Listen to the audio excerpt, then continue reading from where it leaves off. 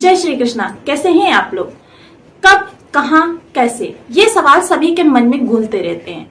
सवाल होते हैं आपके आर्थिक समस्याओं से जुड़े हुए, सवाल होते हैं आपके स्वास्थ्य से जुड़े हुए, सवाल होते हैं आपके कैरियर से जुड़े हुए, सवाल होते हैं आपके पारिवारिक संबंधों से जुड़े हुए। तो इन सभी समस्याओं का समाधान जो मिलता है वो एकमात्र ज्योतिषी ऐसा माध्यम है जहां पर हम अपने सवालों के जवाब प्राप्त कर सकते हैं। देखिए, हर समय गोचर बदलता रहता है, गोचर में स्थितियां निर्मित होती रहती हैं। कभी आपके लिए योग कारक ग्रह आपके बहुत अच्छे भाव में आ जाते हैं और कभी योग कारक ग्रह ही आपको कष्ट देने पर तुल जाते हैं। जीवन में जो ये स्थितियों का उतार चढ़ाव या फेर बदल कहें तो ये होता है, ये सब ग्रहों के माध्यम से होता है। सेम राशि के सेम व्यक्ति के लिए वह गोचर आसमान की बुलंदी पर बिठाने वाला बन जाता है, तो वही गोचर दूसरे उसी राशि के व्यक्ति के लिए आसमान की बुलंदी से उतारकर जमीन की गहराई पर ले जाने में बिल्कुल भी देर नहीं करता। इसके पीछे जो वर्क होता है, जो कार्य होता है, उसकी आज विवेचना करेंगे इस वीडियो में। बहुत सारे ऐसे हमारे ग्रह हैं जो इस माह परिवर्तन करने जा रहे हैं। इसमें कुछ महत्वपूर्ण परिवर्तन होंगे, कुछ ऐसे परिवर्तन होंगे जो कि आपके लिए थोड़े से दुष्कर होंगे। गोचर में देखिए, मैं आपको पहले भी कई बार बता चुकी हूं कि जल सर्वत्र व्याप्त है, धरा पर फैला पड़ा है, किंतु हम उसे कितना प्राप्त कर सकते हैं, जितनी हमारी कैपेसिटी है, यानी कि जितना हमारे पास बर्तन है। अगर हमारे पास ग्लास है तो हम ग्लास में ही उस जल को एकत्र कर पाएंगे, और अगर हमारे पास घड़ा है तो हम घड़े में एकत्र कर पाएंगे, उससे बड़ा बर्तन है उसमें एकत्र कर पाएंगे। तो आज चर्चा करेंगे आपके सूर्य, मंगल और गुरु की, जो कि आपके लिए बहुत ही इस समय पर विशेष योग कारक स्थितियां निर्मित कर रहे हैं। वहीं वक्री शनि जो मध्यांतर काल में प्रवेश कर रहे हैं, वक्री शनि मध्यांतर में देखिए, इन्होंने जो अपना वक्री काल प्रारंभ किया था उसका मध्य बिंदु अब प्रारंभ हो गया है। मध्य बिंदु प्रारंभ होने के साथ ही इनकी डिग्री भी जो है अब कम हो गई है, यानी कि इन्होंने जब 24 अंश के थे तब इन्होंने पीछे चलना प्रारंभ किया था, अब ये मध्यांतर पर आ चुके हैं। तो आज चर्चा करेंगे इन्हीं 4 ग्रहों की जो आपके लिए विशेष स्थितियों का निर्माण कर रहे हैं। कुछ आपके लिए नेगेटिव प्रभाव भी निकल रहे हैं, क्योंकि मैं हमेशा आप लोगों को बताती हूँ कि हर ग्रह आपके लिए शुभ स्थिति निर्माण नहीं कर सकता, और हर ग्रह को धन भाव से जोड़कर देखना भी उचित नहीं है। क्योंकि देखिए, धन के लिए तो आपका धन भाव, कैरियर और आपका लाभ भाव ही कारक होता है। इसमें बैठा ग्रह या इसमें बनी राशि ही आपके लिए कार्य करती है। किंतु देखिए, जीवन में कई सारे हमारे ऐसे महत्वपूर्ण बिंदु होते हैं जहां पर कि हमारे जीवन को पूर्णतया इफेक्ट पड़ता है। हमारा जीवन खुशहाल होने में या दुखी होने में इन भावों का विशेष प्रभाव होता है। जीवन जो होता है 12 चक्रों का नाम होता है। हमारा जन्म होता है उस समय आकाश में ग्रहों की जो स्थितियां होती हैं उसके अनुसार हमारा बर्थ चार्ट निर्मित होता है, और तभी तय हो पाता है कि हम जीवन में किस दिशा में तरक्की करेंगे, किस दिशा में हमें अवनति मिलेगी। ये सब चीजें जो होती हैं हमारे बर्थ चार्ट को इंडिकेट करती हैं।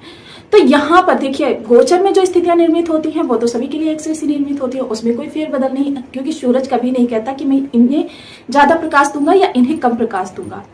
ये हमारे शरीर की जो अवस्था होती है वही प्रभावित करती है कि सूर्य की आभा हम तक कितनी पहुंचेगी या कितनी कम होगी।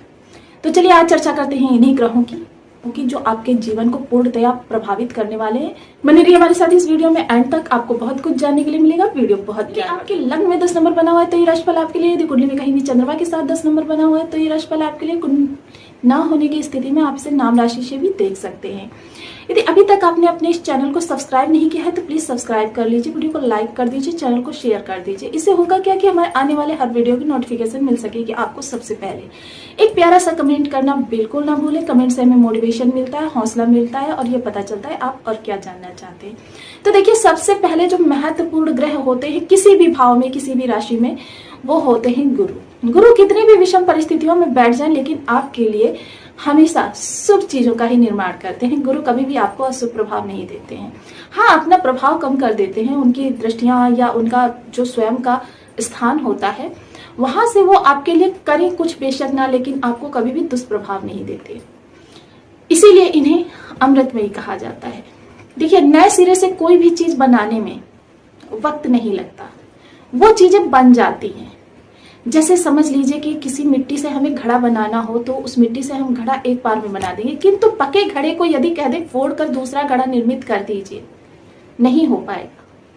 तो देखिए, सबसे पहले तो आपकी स्थितियां इतनी ज्यादा बिगड़ चुकी हैं कि आपको जो प्रभाव मिल भी रहे हैं तो आपको लग रहे हैं कि ना के बराबर मिल रहे हैं, किंतु ऐसा नहीं है, प्रभाव सभी को मिल रहे हैं।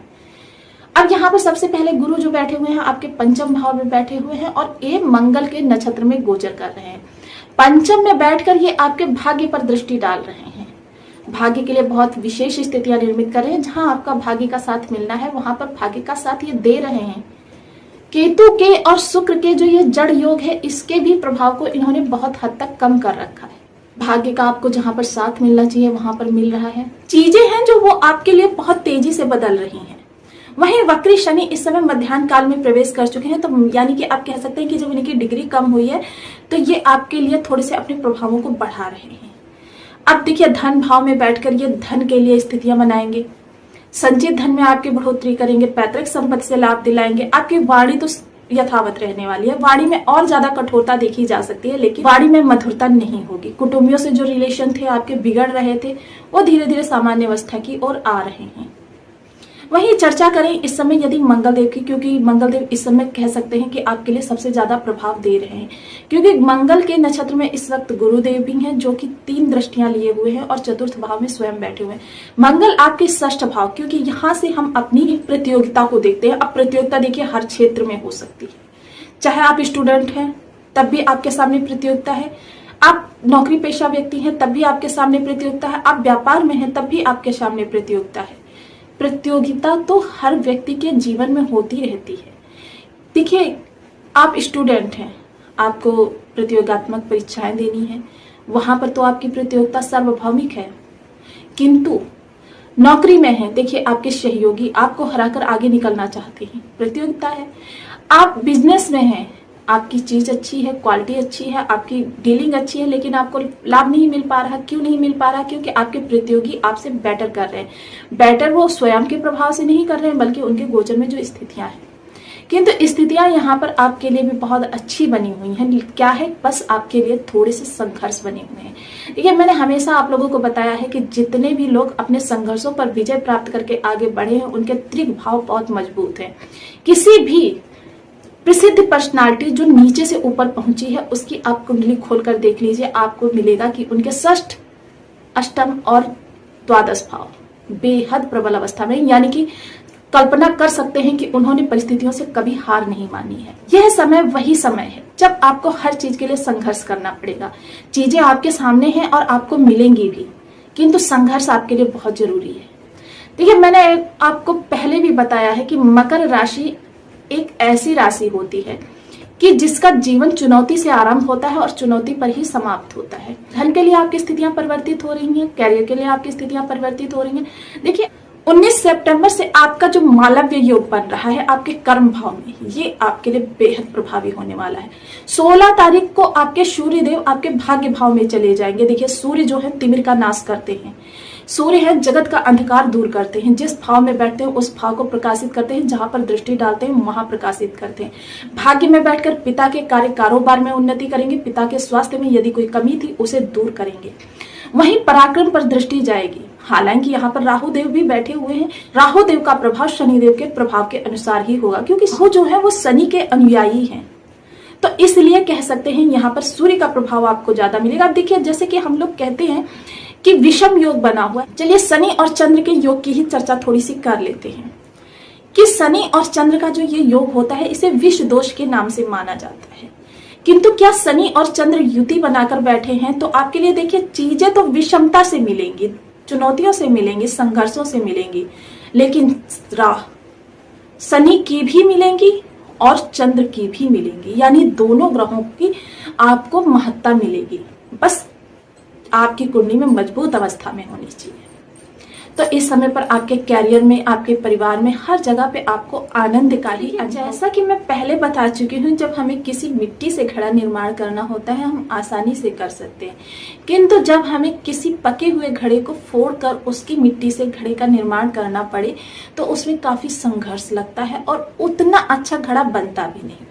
सेम यही इस चीज होती है। जब किसी की कुंडली में ग्रह जो होते हैं कर्म के समय से ही शुभ होते हैं तो उसकी स्थिति कुछ और होती है।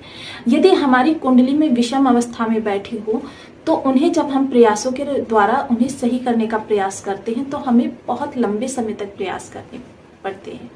देखिए, ये भाग्य को बदलने की चर्चा हो रही है तो ये ना सोचे कि 1-2 माह के उपाय से हमें प्रभाव मिल जाएगा। इसके लिए आपको निरंतर काफी लंबे समय तक प्रयास करना होता है। ये चीज तो देखिए बर्थ चार्ट देखकर ही बताई जा सकती है कि कितने लंबे समय तक।